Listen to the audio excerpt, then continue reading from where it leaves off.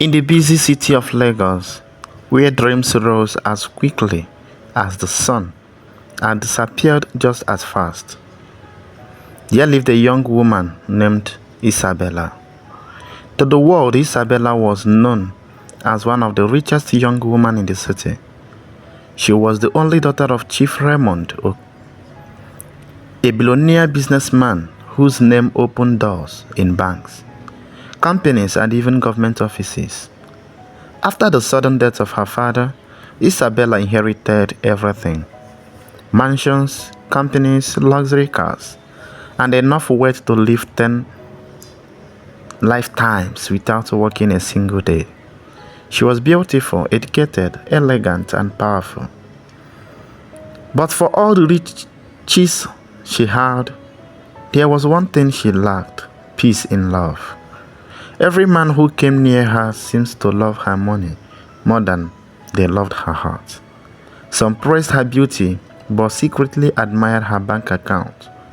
Some promised forever but only wanted comfort. Some acted humble until they saw the luxury around her. Again and again, Isabella found herself disappointed. She would sit alone in her father's ground mansion at night, staring through the glass and through the windows, asking herself one painful question: will anyone ever love me for me and not for what I have? The more she thought about it, the clearer the answer became. She needed to find out the truth, not by asking questions, but by testing hearts. And so she made a shocking decision. She would hide her identity.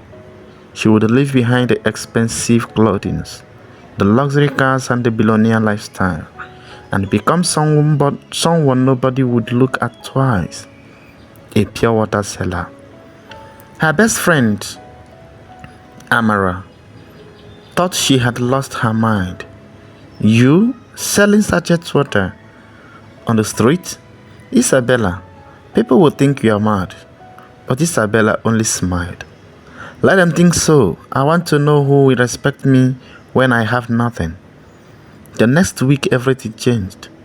She rented a small single room, far from her mansion. She dressed in simple clothing, tied a scarf around her hair, and wore wood slippers. She left behind her designer bags and perfumes.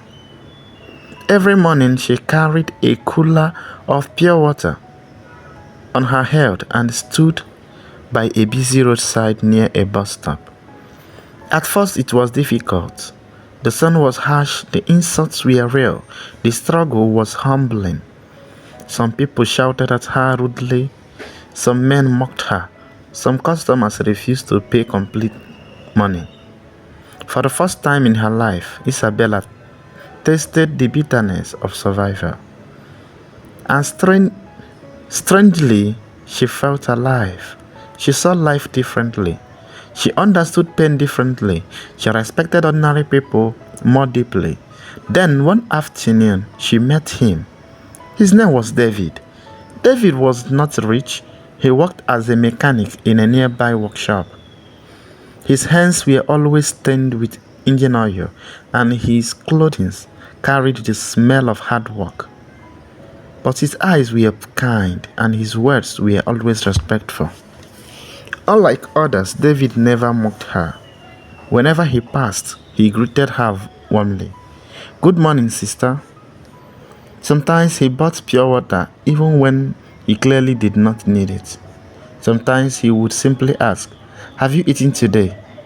Small things, simple things, but real.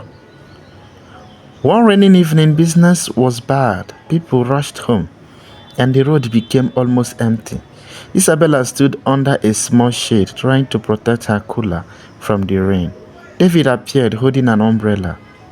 Without saying much, he stood beside her and covered both of them from the rain. "You shouldn't be out this late," he said softly. She looked at him. No pride, no fake impression, just genuine concern. Something in her heart moved. From that day, their friendship grew. They talked often. David shared stories about his late father and how he had struggled to train himself as a mechanic. Isabella listened. She shared her fake story too, that she was just a simple girl trying to survive, and David believed her. Not once did he ask what she owned. Not once did he treat her as less. Instead, he respected her strength. Months passed. One evening, under the soft orange sky of sunset, David finally spoke. His voice was nervous. "I may not have much, but I have a good heart. I respect you, and I want to build a future with you. Will you give me a chance?" Isabella's heart pounded. This was the moment she had been waiting for. Not because of the proposal, but because she had finally found what money could not buy. A sincere heart. Tears filled her eyes. She smiled and said yes. But there was still one truth left. The truth about who she really was. So, a few days later, Isabella invited David to meet her somewhere special. He arrived at the address and froze. It was one of the biggest mansions in Lagos. Luxury cars filled the compound. Security guards stood at the gate. He checked the address again. Surely there was a mistake. Then the gate opened and Isabella walked out. Not in slippers, not with a cooler of pure water, but in elegance, grace, power, like a queen. David stood speechless. "Isabella, what is all this?" She took a deep breath and told him everything. Who she was, why she hid it, why she needed to know the truth. Silence followed, a long silence. Then David smiled. Not because of the mansion, not because of the money, but because he understood her pain. "You wanted someone to love your heart," he said quietly. "And I already did, before I knew any of this." At that moment, Isabella cried. Not tears of sadness, but tears of relief. For the first time, she believed love was possible. Their wedding was simple, beautiful, and full of meaning. People talked about the billionaire lady who once sold pure water on the roadside. Some laughed, some admired her courage, but Isabella never regretted it. Because sometimes, to find something real, you must be willing to lose everything fake. And she had discovered the greatest truth of all. Money can buy comfort. Money can buy luxury. But only sincerity can buy love. And that was worth more than billions. Thanks for watching. See you in the next video.